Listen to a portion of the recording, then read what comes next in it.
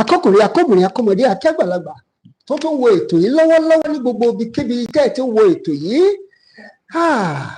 ẹ ṣé o tẹ́ ń tẹ́tí sí wa ní gbogbo ìgbà ICTV yìí náà lélẹ́yìí akọkùnrin akẹyìn ní gbogbo orílẹ̀-èdè tẹ́ ẹ ti ń wò wá pátápátá gbogbo ẹ̀yin tẹ́ ẹ máa ń sẹ́ndì mẹ́sẹ́ẹ̀jì pé àìsè aláìkí bó o ṣe ń ṣe é àtẹ̀yìn tẹ́ ẹ sọ pé àìsè ó kù díẹ̀ káàtó gbogbo yìí náà lákì o akọkùnrin akọbìnrin akọmọdé akẹgbàlagbà ẹ jọ̀ọ́ ẹ wá tún gbọ́ tuntun o ẹ wá gbọ́ tuntun báyìí torí bíṣọ̀bù àgbà fún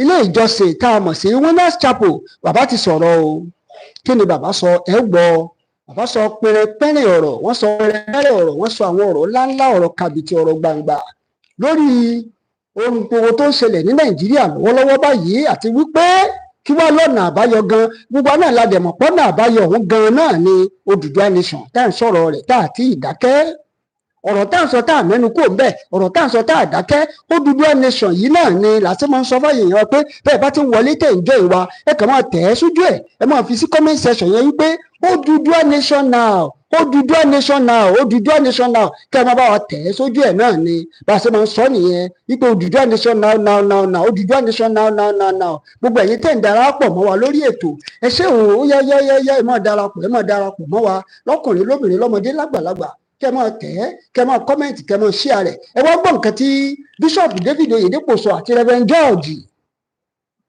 láti sọ̀rọ̀ olórí ọ̀rọ̀ tá a sọ tá a dákẹ́ náà ní Odùduwà nation yìí náà ni pé kò sí ọ̀nà àbáyọ kan ju Odùduwà nation yìí náà lọ kò sí short cut kan kò sí ọ̀nà kankan tí àìmọ̀ náà ìwé mímọ́ náà sọ ó ní jẹ́ káwọn èèyàn mi kó lọ kí wọn kó lè sìn mí gẹ́gẹ́ bí ọ̀rọ̀ nígbà tí Mósè tẹmọ̀ pé ìṣẹ̀lẹ̀ tó ṣẹlẹ̀ Nàìjíríà náà lọ́wọ́lọ́wọ́ nísìn ó ti fẹ́ dàbí ọ̀rọ̀ pé Mósè àti àwọn ọmọ Ísírẹ́lì báyìí because ara ni àwọn èèyàn gan kò sóúnjẹ kò sí epo kò sí iná kò sómi kò sí nǹkan kan bá a tẹ̀ tí ṣe ń ṣètò gan lọ́wọ́lọ́wọ́ nísìn iná tún lọ ara nǹkan tá à ń sọ náà nìyẹn bá a ti ń ṣètò lọ́wọ́lọ́wọ́ bá iná sì lọ páwó sórílẹ̀-èdè ọ̀hún làwọn sọ pé a fẹ́ dúró sí bí ó ṣe rí nígbà ayé àwọn ọmọ nígbà Egypt náà nìyẹn nígbà yẹn náà lọ́hùn-ún tí wọ́n fi ń pariwo pé rárá o àwọn gbọ́dọ̀ lọ tí Ọlọ́run gangan fi wá kọ sí Mósè pé lọ sọ fún Fáráò pé jẹ́ kí àwọn èèyàn mi lọ o ẹ jọ̀ọ́ ẹ máa darapọ̀ torí ẹ gbọ́ múnimúni ẹ gbọ́ nǹkan tí Reverend George yìí sọ àti nǹkan tí Bishop David Oyedepo sọ lórí ọ̀rọ̀ tó ń ṣẹlẹ̀ lọ́wọ́lọ́wọ́ káwa náà dẹ̀ sọ wípé ọ̀nà àbáyọ kan ṣoṣo yìí náà ni pé kí kálukú máa lọ tiẹ̀ kí kálukú máa lọ́ọ̀lọ́ tiẹ̀ náà ni kò sí nǹkan kan tẹ́nìkan kan lè gbà tí ẹnìkan bá sì sọ wípé nǹkan kan bá ṣẹlẹ̀ ní orílẹ̀-èdè Yorùbá Nàìjíríà yìí o wípé àwọn retí pé kí nǹkan ṣẹlẹ̀ ìjọba kan máa dé ó máa pèsè eléyìí ìjọba kan máa dé ó máa ṣe tọ̀hún kò sí ìjọba kankan tó máa ṣe nǹkan kan fẹ́ anybody torí pé ìlú táwọn tó wà ń bẹ̀ lọ́wọ́lọ́wọ́ ń lù yìí ìlú bámúbámú mo yó èmi ò mọ̀ pé bí ń pọ̀ mọ́ ẹnìkankan òun náà ni ìlú tó ń lù lọ́wọ́lọ́wọ́ ṣé irú orílẹ̀-èdè bẹ́ẹ̀ láwọn àti káwọn èèyàn dúró sí by fire by force irú orílẹ̀-èdè bẹ́ẹ̀ orílẹ̀-èdè tí ò rí tẹnì kankan rò tí ò rí ti ẹnì kankan rò tó jẹ́ wípé ẹ̀yin náà wò lórílẹ̀-èdè Amẹ́ríkà bí nǹkan kan bá ṣẹlẹ̀ sọ́mọ Amẹ́ríkà ní another country wọ́n máa make sure wípé wọ́n rán àwọn èèyàn wọn lọ síbẹ̀ Nàìjíríà yà ń jẹ àwọn ọmọ Nàìjíríà nínú Nàìjíríà wọ́n sì tún sọ́fà nínú Nàìjíríà ṣé irú orílẹ̀-èdè bẹ́ẹ̀ láwọn àjókòó sí pé by fire by force o ìdẹ̀dẹ̀ náà ni ká dúró sínú one Nigeria my foot ìjà gbọ́ kí ni ìránṣẹ́ Ọlọ́run yìí gan sọ ìyẹn mo sọ pé ìjọba ẹsẹ ń jọ ìwà èyí tẹ̀ ń jọ ìwà tẹ̀ ń wọlé ẹ máa bá aláìkè kí ètò kó lè go far náà kó lè go far dáadáa ẹ jọ̀ọ́ ẹ máa bá aláìkè bá wa share rẹ̀ torí wípé Yorùbá nation now náà ni kò sí ọ̀nà àbáyọ kankan ju Yorùbá nation yìí náà lọ kí ni ìránṣẹ́ Ọlọ́run yìí sọ ẹ tiẹ̀ jẹ́ ká kọ́kọ́ gbọ́ náà ká má bàa sọ̀rọ̀ jù ẹ jọ̀ọ́ ẹ jẹ́ ká kọ́kọ́ gbọ́ náà kí ni ìránṣẹ́ Ọlọ́run sọ gan-an ká má bàa sọ̀rọ̀. Your jammers know that prophets occupy higher place than they do. How dare you? I told Nigeria, I said, what? You are voting a killer system into power. I said it with all my passion. I saw it. I saw it. I saw a bloodthirsty army of men coming to cause massacre in the country. I saw it. Ọ̀la.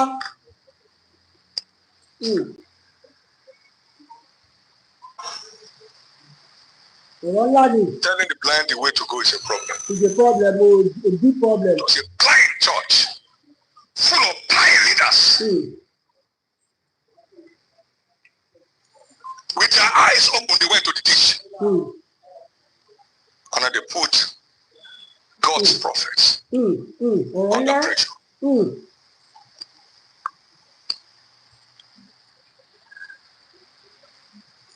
It's for children's sake that we'll be watching around the world that we didn't put that on the film. But we send it to you. So you see the passion from where I'm coming from. Is there government? No. Irresponsible, insensitive, callous, bloodthirsty, destructive, retrogressive.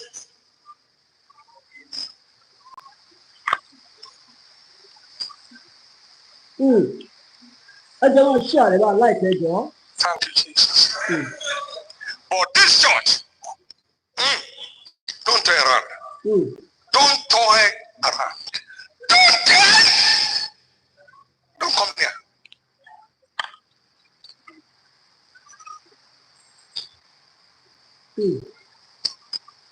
Wherever you are, your sleep ends now. Million 20 won't give you sleep. Million 100 won't give you sleep. Your pains that will lead to your grave begins now.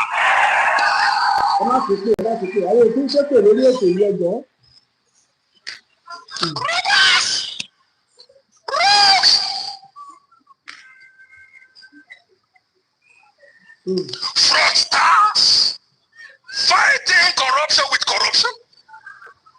Foul. Has corruption been any more in this country than the last 2 years? Meanwhile, in Nigeria. Ọ̀rọ̀ ńlá nìyẹn o, ọ̀rọ̀ ńlá.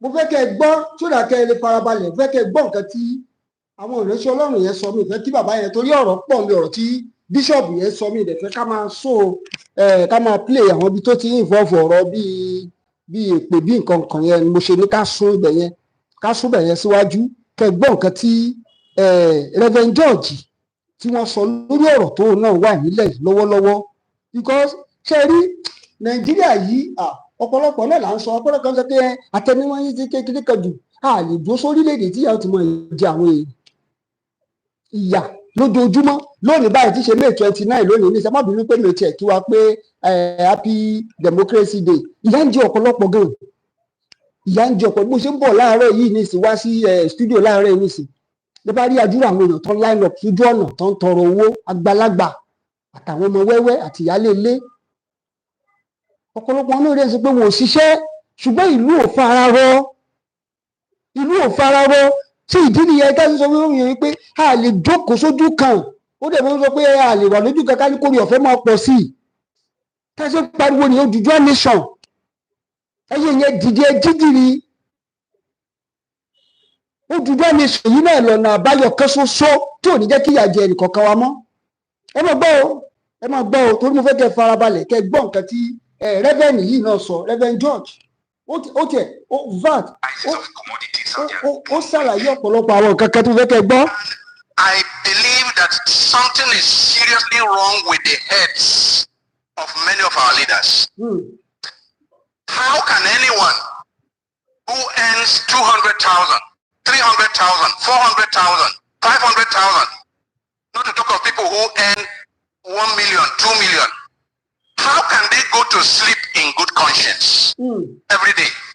How can they go to sleep in good conscience and come out to sit down in a boardroom to discuss the sustainability or otherwise of paying 60,000 to the poorest of workers? How can we go to bed and sleep all those who belong to the elite, who earn 2, 3, 4, 500,000, 1 million? How can you go to sleep in good conscience, I say, if you still have any conscience.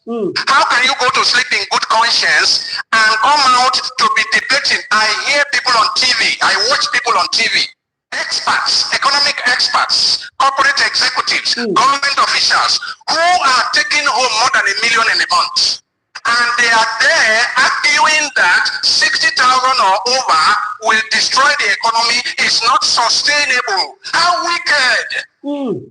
Give 60,000 to a poor worker for a poor worker who may have a family of 2 or 3 or 4 for his feeding, for his accommodation, for his medical, for his children's school fees. How wicked! How can we do that? And we think that God will bless our country. We think that it is by bringing a new national anthem for God to bless our country. How can you commit this crime against humanity? For me, this is a crime against humanity. Because the poor people who cannot afford to buy gari, I'm not saying they will buy that they have to buy sardino. I'm saying buy gari. Poor people who cannot buy gari. I'm not talking of meat or fish. Poor people are dying because they have no money to cure malaria. How can you go to sleep in good conscience? Those of us who belong to the elite, how can we go to sleep with good conscience? And we are debating and we are discussing and we vote 500 million naira to meet and debate about paying 60,000 to the poor. My dear friends, I see this as a new form of apartheid. Nigeria is one of the most unequal societies in the entire world. A society where it's like the animal farm.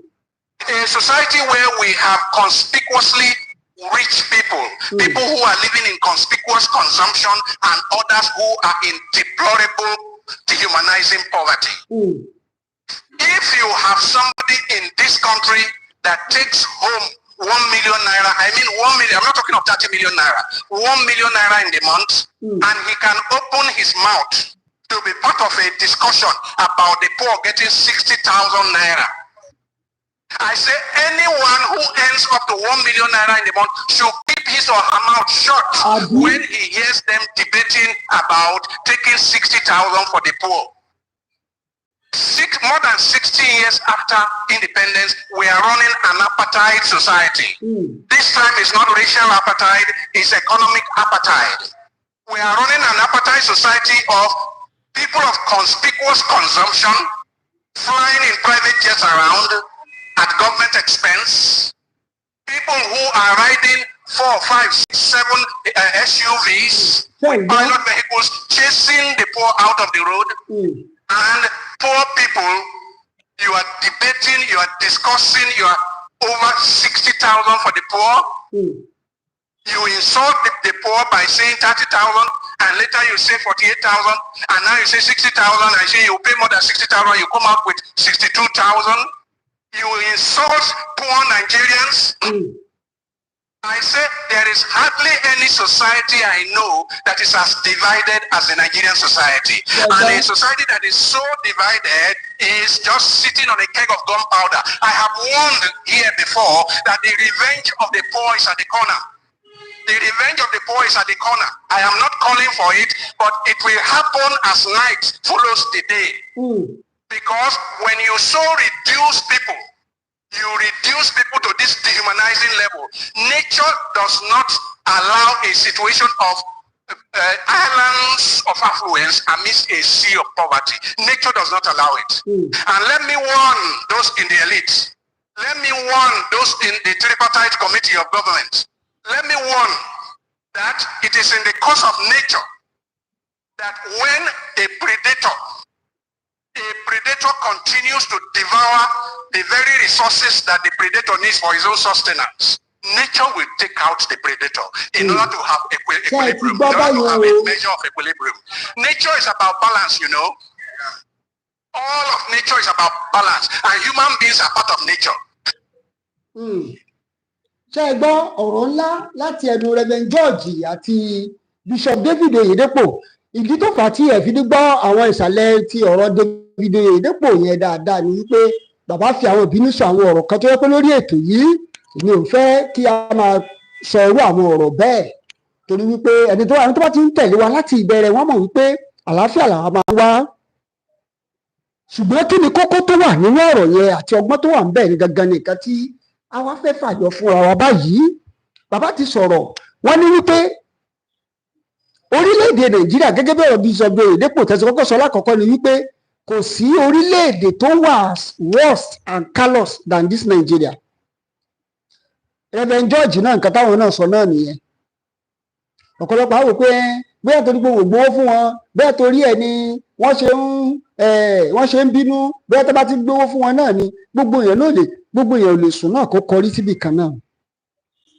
Àwọn ìránṣẹ́ Ọlọ́run wa tó yẹ ká sọ̀rọ̀ ọ̀pọ̀lọpọ̀ nínú wọn àwọn tí wọn ò lẹ́mìí wàhálà nínú wọn ń sìn wọ́n bẹ̀rẹ̀ sí ní jápa ṣètìrí Reverend Sam Adéyẹmí wọ́n ti jápa ń sìn wọ́n jápa lọ sí UK Amẹ́ríkà kọ́ nìyẹn tó wọn ò lẹ́mìí wàhálà wọ́n dẹ̀ wò wípé Nàìjíríà òṣàbò lè gbèmí tí àwọn afimílẹ̀ bó ṣe bá mi ni àwọn tètè jápa sí another country wọ́n jápa lọ sí another country.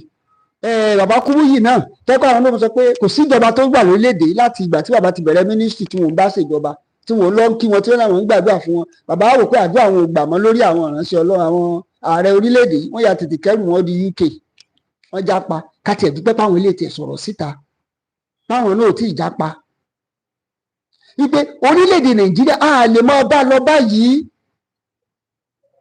nígbà tí mẹ̀kúnnù bá ń jìyà àwọn èèyàn ń sọ́fà àwọn tí ò bá kàn bóyá ẹ̀yin tí wà ní diaspora ẹ lè má mọ̀ ìyà ń jẹ àwọn èèyàn ní Nàìjíríà ọ̀pọ̀lọpọ̀ àwọn èèyàn ló máa ń sẹ́ndì mẹ́sẹ̀gì sí mi ẹ̀dẹ̀jọ́ kẹ́ ràn wá lọ́wọ́ ṣùgbọ́n kì í ṣe ìwọ̀nba tó wà lọ́wọ́ tiwa làwọn náà ń ṣe Nàìjíríà ní ìṣòro dá ti ṣòro ṣe é ṣe kẹ́ tó mọ̀ ṣòro kó mọ̀ dìbí kálukú náà yára mánéèjì títí ẹ̀ ọ̀kadà Àgbàlá Gabriel ṣe tó fẹ́ di wàhálà mọ́ lọ́wọ́ yìí tán dráàgì òun fẹ́ ṣe ń dráàgì ẹ̀ náà ń dráàgì Oríyọmí Hamzat ìlú ò fararọ ara ń ka àwọn èèyàn ebi ń pa àwọn èèyàn ìdí nìyẹn tá a sọ fẹ́ èèyàn wípé Odùduwà nation yìí náà ni tá bá ti dákẹ́ Yorùbá ní ẹni bá dákẹ́ tààrẹ àbá dákẹ́ tá bá ti dákẹ́ báyìí wọ́n ní ẹni bá ti dákẹ́ báyìí tààrẹ àbá dákẹ́ nìyẹn ìdí tá a sì gbọdọ̀ ṣètò ní gbogbo ìgbà káwọn èèyàn sábà pín wọ́n ti mọ̀ wípé àwọn èèyàn yóò dákẹ́ o àròyìn wálé oníkò yóò sinmi ogun lọ́rọ̀ wọn ò dákẹ́ rárá bọ́n tó bá ti rí pa dákẹ́ rà kó ti sú wọn ó ti rẹ̀ wọ́n àná la mú wá páwọn gómìnà wa wọn ò rí kan sì kan mọ́ àwọn náà wá wò wípé àwọn agitation yìí ẹja tètè àìjáàkì orin wọn mọ́ wa lọ́wọ́ wọn àìjáàkì orin tá à ń lò àbí Yorùbá kan náà gbogbo wa o wọn ò bá àjákẹ́ wọn ò bá àwọn àjákẹ́ kásátì máa kọ́ Yorùbá kan náà ní gbogbo wa tí lọ́pọ̀lọpọ̀ sọ pé wọ́n ti gbà ó wọ́n ti gbé lọ ṣégbà táwa gbà ń sìn tán àwọn náà wọ́n lè ẹ̀fọ́ọ̀sì wọ́n dẹ̀ ti ẹ̀fọ́ọ̀sì ẹ̀ ń sìn pé gbogbo iléèwé o gbogbo ibi iṣẹ́ o ká máa lo orin yìí kò dẹ̀ sí bá ṣe fẹ́ lo orin yìí rébí ètò tá a ṣe lánàá pé consciousness and the awareness ó gbọ́dọ̀ wà nínú àwọn èèyàn kò sí bẹ́ẹ̀ ṣe fẹ́ kọrin iṣẹ́ wà ní ilẹ̀ wa activity yìí tí awareness àti consciousness yẹn the mindset ẹ má bínú àwọn tán ní wọ́n ti sọ fún pé kí wọ́n máa sọ òyìnbó mọ́ á jẹ́ ká ní ìmọ̀lára yẹn á jẹ́ kí àwọn èèyàn mọ̀ wípé a ti ṣe tán á jẹ́ kán mọ̀ pa a ti ṣe tán àwọn ìránṣẹ́ Ọlọ́run náà tán lè gbẹnu wa sọ̀rọ̀ lélẹ́yìí torí tí wọn ò bá sọ̀rọ̀ náà àwa náà lásán sẹ́wọ̀n pé bàbá Adébóyè yìí sìn àwọn ò tí ì sọ̀rọ̀ gbogbo tí wọ́n ń sìn ní wípé wọ́n Nàìjíríà torí pé wọ́n sì rí jẹ́ tó ìjọba tó ń ṣèjọba lọ́wọ́ torí pé ọmọ ìjọ wọn ni kí lorúkọ ẹ̀ ìyàwó ààrẹ wa lọ́wọ́ ara àwọn pásítọ̀ wọn náà ní kò dẹ̀ sí bó ṣe wù kó kéré mọ́ náà yíyàbó bá sáà lọ kí wọn náà ó sá fún wọn ní nǹkan kan wọ́n á wá nǹkan fún wọn so a lè blame bàbá páwọn ò sọ̀rọ̀ torí táwọn tí ń jẹ́ ń ti wọn nìyẹn bọ̀ ìjà dúpẹ́ lọ́wọ́ ẹni tó rí ni tó kí ni o àwọn kan ní ò tiẹ̀ wo bí a wà rárá bẹ́ẹ̀ lọ̀rọ̀ tó wà nílẹ̀ yìí Bishop David Oyedepo ti sọ wọ́n dẹ̀ fi ìbínú sọ wípé sẹ́ẹ̀ kí kálukú máa lọ́ọ̀lọ́ tiẹ̀ ni kí kálukú ṣe kí kó máa lọ́ọ̀lọ́ tiẹ̀ ẹ jẹ́ kí kálukú if you know you cannot do it then let everybody go on their own why forcing people why putting people on prayer why putting people under hardship. ìka tí ọ̀rọ̀ sọ nìyẹn, gbọ́n nǹkan tí Reverend George náà sọ. Àwọn tí wọn ò ní, tí wọn ò tẹ́ pé sálárì wọn ń gba 1 million 2 million lóṣù, ẹ wá sọ fáwọn tó fẹ́ máa gba 60,000, ẹ sọ fáwọn pé kọ́ máa gba 60,000, kọ́ máa gba ẹlòmíì ní 4 drivers, ẹlòmíì ní 5 drivers, kí ló ń kó ṣe? Ẹlòmíì ní cook 3, ẹlòmíì ní gardener 4.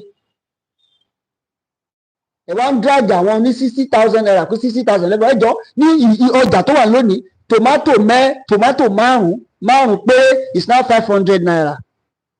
A gari is now 4,000, a pint of gari. Ṣé ẹ̀rọ family of 4 pẹ̀lú 60,000 naira ẹjọ́ kí ló ká? Èyí náà ṣe analysis yẹn, èlò ni wọ́n fẹ́ ná lọ́sẹ̀. Ṣé wọn ò ní sanwó ilé ni? That is why people will continue to be poor in Nigeria. Everybody needs to go on their own. Láti ẹ̀dúpẹ́ pé àwọn aránṣẹ́ Ọlọ́run yìí náà ń sọ̀rọ̀ sókè pé ẹ jẹ́ kí kálukú máa lọ ti ẹ̀sẹ̀. A lè wà báyìí kíyà máa jẹ wá. The best thing is for everybody to go. A gbọ́dọ̀ lọ ní, a lè dúró báyìí. A lè dúró báyìí.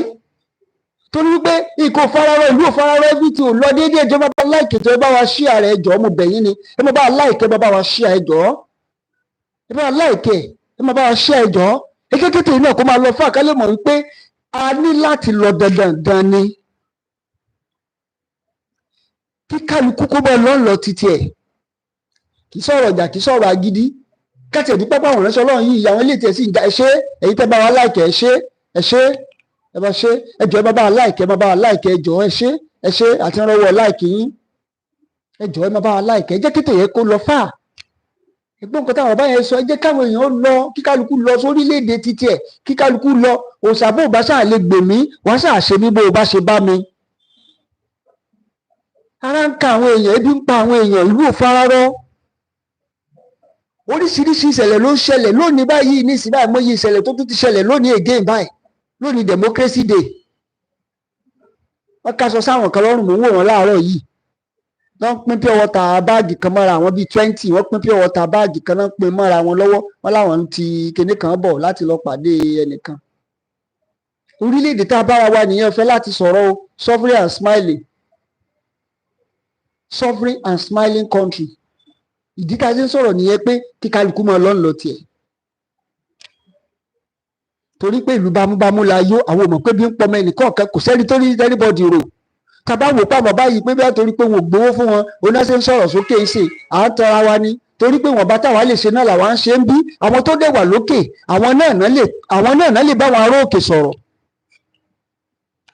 Èèyàn tó bá wà nílẹ̀ tó bá ń bá ará òkè sọ̀rọ̀ wọn ò ní gbọ́ wá nítorí pé kò tíì sí lọ́dọ̀ wa, kò mọ bó ṣe rí wá nítorí ẹ̀ ló fi ń pariwo. Wọ́n ní bóyá tó náà bá ti wà lára wá sí bóyá kò ní pariwo mọ́. Àwọn ará òkè náà ló lè bá àwọn ará òkè sọ̀rọ̀. Ẹ ṣé Mr. Peter Sunday, ẹ ṣé gọ́sà. Àwọn tó wà lókè yẹn náà ló lè bá àwọn ará òkè sọ̀rọ̀, kì í ṣe àwọn tó wà nísàlẹ̀ ló máa bá ará òkè sọ̀rọ̀, because àwọn ará òkè wọn ò ní gbóhùn àwọn ará àsàlẹ̀. Ìdí nìyẹn tá a ṣe ń dúpẹ́ pé káwọn irú àwọn ìránṣẹ́ Ọlọ́run yìí náà bá ń jáde tí gbogbo wọn bá jáde, jẹ́ kí ọba Adébóyè náà sọ̀rọ̀, Oyedepo ń sọ̀rọ̀ náà, Reverend George ló ti sọ̀rọ̀, Catholic Church ni bàbá yẹn, Catholic Church. Àwọn other pastors náà ń sọ̀rọ̀, bàbá Adébóyè dákẹ́, àwọn ń gba tithe àtọ́fìnrin tiwọn, àwọn ń claim pé ẹni tí ò bá ti san tithe kò ní make heaven, nǹkan tó kà wọ́n tiwọn nìyẹn. Who does tithe help? Ẹ ṣé Pavilion TV, ẹ ṣé gan, ẹ ṣé Pavilion TV, ẹ ṣé. Wọ́n ń pariwo tithe and offering, àwọn ń pariwo káàkiri. Ṣé èèyàn tí ò jẹ́ kánú máa san tithe ni? Ẹlòmíì gan bó bá rí ètò là ń ṣe lọ́wọ́lọ́wọ́ ìbá ṣe ń sún ẹ̀tì kò sí náà ń bí bá ṣe fẹ́ bẹ̀rẹ̀ ètò ní ìsìná múná lọ. Orílẹ̀-èdè lẹ́yìn ara wà dúró sí. Yorùbá Nation la fẹ́, ẹ ṣé Pavilion TV. Yorùbá Nation la fẹ́. Yorùbá Nation yìí náà ni ọ̀rọ̀ tá à ń sọ tá àti ìdákẹ́ náà ni Yorùbá Nation yìí náà ni. Ẹja ara líranди bàbá olóyè Sunday ọmọ Adéyẹmọ Ìgbòho Òòṣà, ẹja ara lírandi Professor Banji Akíntóyè, ká make sure wípé orílẹ̀-èdè Yorùbá Nation tí gbogbo bá ń pariwo Yorùbá Nation láfẹ́ Yorùbá Nation, they are not as powerful as we citizens. Ṣùgbọ́n dẹ̀ pé ìṣòro kẹta wa gan pass tẹ́ wa lọ́rùn, suffering and smiling gẹ́gẹ́ bí Fẹlá ṣe sọ, sọfà fọwọ́, suffering and smiling. Ẹ ṣé ìbùkún ní fún orílẹ̀-èdè olómìnira Nàìjíríà Mr. Peter Sunday ẹ ṣé. Suffering and smiling. wọ́n ní ẹ jẹ́ ká máa pariwo wọn so ṣé bá a ṣe fẹ́ máa kọ̀ntínú lélẹ̀ orílẹ̀-èdè tí ò lálàáfíà 60,000 naira ẹjọ́ kí ni 60,000 naira ká nínú nǹkan tó wà nílẹ̀ báyìí tẹ́ ẹ bá mú 60,000 ẹ mọ iye tó ń ta ìdẹ̀ríkàs of rice family of 5 family of 3 ó kéré ó pọ̀ jù ẹ máa ná 15,000 lọ́sẹ̀ kan o 50,000 lọ́sẹ̀ kan ọ̀sẹ̀ mẹ́rin that is 60,000 naira ṣé ẹ̀ ní sanwó ilé ni ṣé ọmọ òní tó bá béèrè fún owó bisikíìtì ọmọ béèrè fún owó pápánu ṣé ẹ̀ ní fún wọn ni àbẹ̀sọ̀pá fẹ́ lọ àwọn kan sì dúró pé sẹ́ wọ́n Nàìjíríà àwọn mi kẹsàn pé àwọn ẹ̀ṣẹ̀ lẹ́yìn torí pé wọ́n gbọ́ fún wọn ni tí wọ́n bá sọ̀rọ̀ ṣé èyí lẹ fẹ́ sọ̀rọ̀ torí báwọn tó wà lókè yẹn náà ló ní ká máa rókè sọ̀rọ̀ ẹgbẹ́ bẹ́ẹ̀ bíṣọ́pù yìí dẹ́pọ̀ náà tó wọ́n tẹ̀lé sọ̀rọ̀ ẹgbẹ́ George sọ̀rọ̀ yìí sọ̀rọ̀ síta ṣé ní Yorùbá dé bóyá kí o sọ nǹkan kan tọ́lọ́dẹ̀ wíì sí wọ́n ní ẹ mọ́ ìgbàjà àwọn ìránṣẹ́ Ọlọ́run nínú Bíbélì gan aláwọ̀ tó ń jà fẹ́ tó èèyàn nínú Bíbélì Mósè àpẹẹrẹ ni ó jà fẹ́ tọ́ Gideon àpẹẹrẹ ni ó jà fẹ́ tọ́ Joshua àpẹẹrẹ ni ó jà fẹ́ tọ́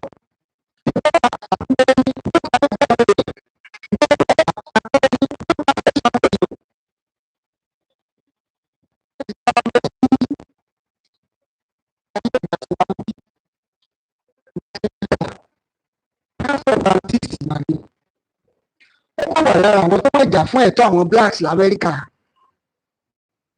pastor Baptist church ni ó jà fún ẹ̀tọ́ àwọn blacks lamẹ́ríkà gbogbo popular ọ̀rọ̀ tá a máa ń gbọ́ tá a ń lò yẹn I have a dream nígbà tí ìyà ń jẹ tí ojú ń pẹ́ igbó àwọn blacks lamẹ́ríkà ni Martin Luther ló dìde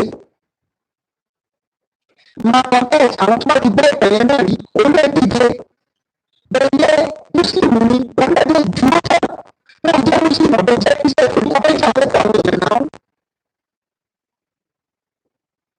torí tó fẹ́ ṣàfẹ́fẹ́ àwọn èèyàn ìdí nìyẹn tó bá yẹn sọ́lọ́ tó bá jáde tán tó ń sọ̀rọ̀ wípé nǹkan báyìí la fẹ́ ẹjẹ́ lísì sí wọn ẹ̀sùn fà tó bá ti jẹ́ pé nǹkan tí àwọn majority ìyẹn bá ti ń fẹ́ náà ni àṣọ àwọn ọ̀rọ̀ sọ́lọ́ tó ń jà fún ara wọn pé ìdájọ́ ìwà àti káàtì àfẹ́fẹ́ làwọn ń jà fún àbíkọ́ ọgbà ìyẹn ń lẹ̀ àṣọ àwọn